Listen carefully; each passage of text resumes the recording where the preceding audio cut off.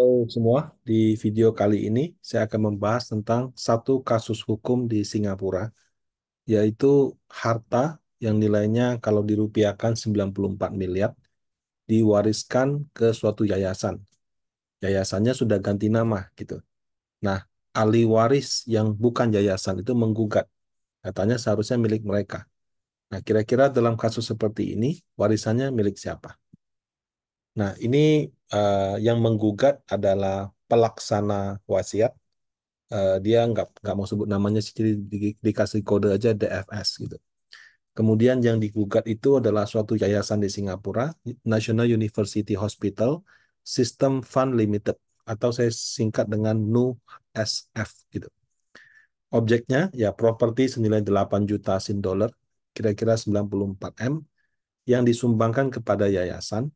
Menurut pelaksana wasiat tidak sah karena nama yayasannya sudah berubah. Nah, kira-kira seperti apa keputusan pengadilan? Nah, ini adalah wasiat yang dibuat oleh LSK. LSK ini yang punya rumah di tahun 2006. Nah, ini poin 5 daripada wasiatnya yang kalau di Indonesia kan kurang lebih sebagai berikut. Yang pertama, rumah tidak boleh dijual selama istrinya LSK itu masih hidup. Kemudian wali amanat atau trustees ya mengizinkan rumah tersebut ditempati oleh istri LSK bebas sewa. Nah, setelah istrinya LSK meninggal, maka rumah dapat dijual dan diberikan sebagai hadiah ya. Upon the demise of my said wife, my trustee shall vest the said property to the National University Hospital Endowment Fund. Jadi dikasih ke NUHEF ya, National University Hospital Endowment Fund. Nah, kalau misalnya ditanya siapa yang sumbang, nggak usah sebut namanya, cukup disebut in memory atau dalam kenangan oleh LSK gitu.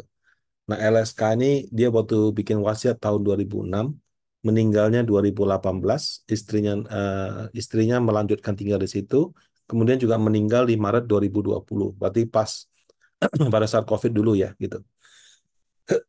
Nah, ketika wali amanat menjalankan wasiat LSK dan menghubungi National University Hospital System, National University itu kalau di Singapura itu kayak rumah sakitnya UI gitu.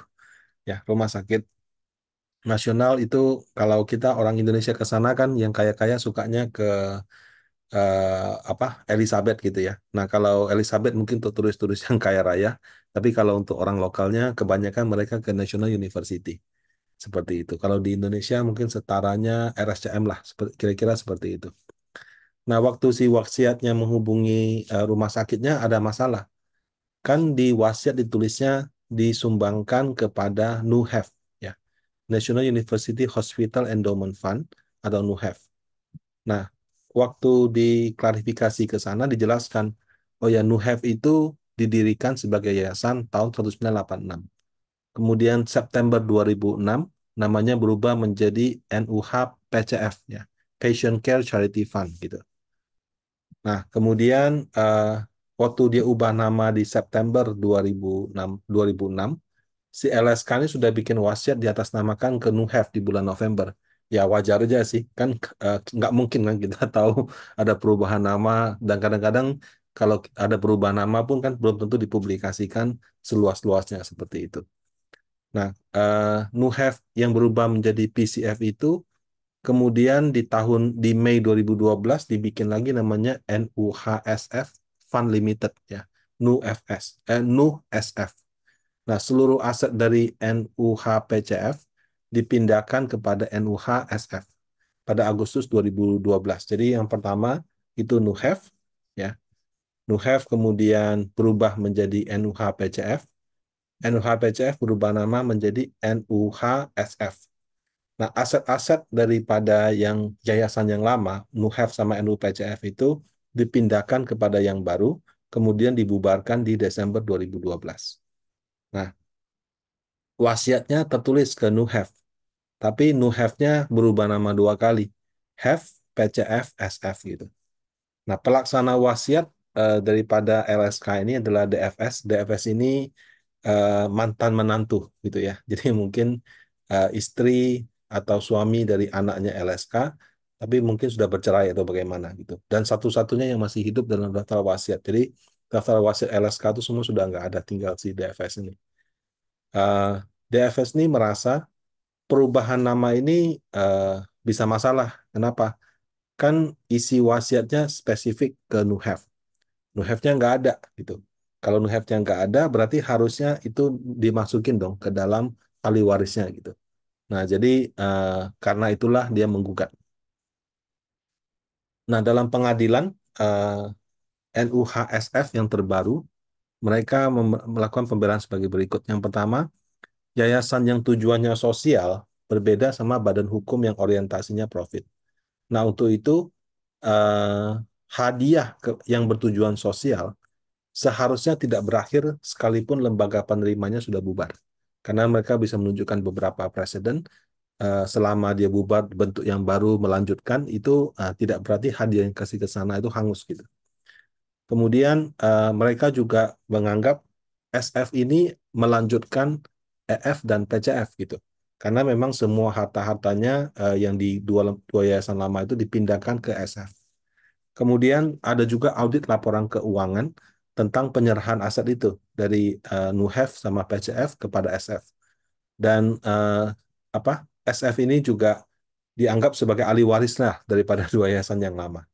Nah, atas dasar itu si SF merasa wasiat LSK ini masih boleh dia terima. Nah, kalau versi DFS sebagai penggugat, dia mengatakan dalam wasiat tersebut hanya disebut hadiah ke yayasan atau FES gitu ya. FES, FES itu kayak investasi punya FES gitu. Tidak spesifik disebut ini hadiah untuk sosial. Sehingga nggak bisa dong dia anggap hadiah untuk sosial. Karena bisa aja kan orang memberikan sesuatu kepada suatu yayasan, eh, itu bukan tujuan sosial gitu. Nah, jadi dia bilang pasal bahwa dianggap ini sosial sehingga tidak tidak otomatis hangus walaupun sudah ganti nama, menurut dia tidak berlaku. Nah, kemudian NUHEF dan PCF itu secara sukarela membubarkan diri di 2012. Nah, kalau mereka sukarela membubarkan diri, berarti klausul hadiah ini juga seharusnya sudah batal seperti itu. Nah, pertimbangan pengadilan cukup banyak sih. Saya cuma ringkas beberapa poin pentingnya.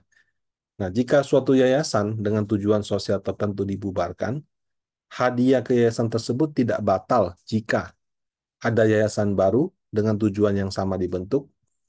Kemudian hadiah ini akan batal jika pemberiannya dilakukan dengan tujuan yang sangat spesifik. Misalnya diberikan misalnya untuk daerah tertentu gitu. Diberikan untuk apa namanya? eh, misalnya beli mesin untuk rumah sakit di lokasi ini. Lokasinya sudah nggak ada. Nah, kalau itu dia bilang bisa batal. Tapi kalau misalnya dia kasih kepada yayasannya dan yayasannya pakai sesuai dengan penggunaan, menurut pertimbangan hakim itu seharusnya tidak batal. Nah, dalam hal ini hadiah yang oleh LSK itu masuk kategori yang tidak spesifik. Nah, kemudian FS dan FS yang sekarang itu adalah NUHEF dan PCF yang berubah nama. Ya, pada dasarnya masih dikelola oleh lembaga yang sama yaitu National University Hospital, jadi rumah sakit umumnya Singapura gitu. Nah, atas dasar pertimbangan tersebut dianggap hadiah ini memang hak miliknya yayasan yang baru itu. Nah, DFS selaku penggugat maupun si NUHSF itu kedua pihak menerima keputusan ini karena dianggap fair. Nah, sebelumnya antara si penggugat sama tergugat sudah ada kesepakatan. Apapun keputusan pengadilan, seluruh biaya hukum terkait karena kasus ini akan dibebankan dari dana hasil penjualan rumah. Jadi kalau misalnya rumah tersebut dijual, laku misalnya sekian juta dolar, kemudian ada biaya hukum misalnya sekian puluh ribu dolar, maka sekian puluh ribu dolar itu dipotong dari hasil penjualan rumah itu. Nah, kalau dari kacamata saya gitu ya, DFS selaku pihak yang menggugat ini sebetulnya belum tentu orang yang mau menguasai harta. Belum tentu loh ya, tapi saya nggak tahu dia aslinya. Karena memang kalau kita orang yang taat hukum, wasiatnya bilang kasih ke A, kemudian A ganti nama jadi A++, itu kan sudah tidak sesuai. Nah, kalau tidak sesuai, dia kasih begitu saja, bisa saja dia dianggap tidak menjalankan kewajibannya dengan baik. Nah, supaya tidak ada masalah di kemudian hari atau supaya benar-benar comply, Mungkin karena itulah dia menempuh jalur pengadilan. Karena kalau sudah diputuskan pengadilan kan berarti sudah oke. Nah, demikian sharing saya di video kali ini. Semoga bermanfaat. Terima kasih.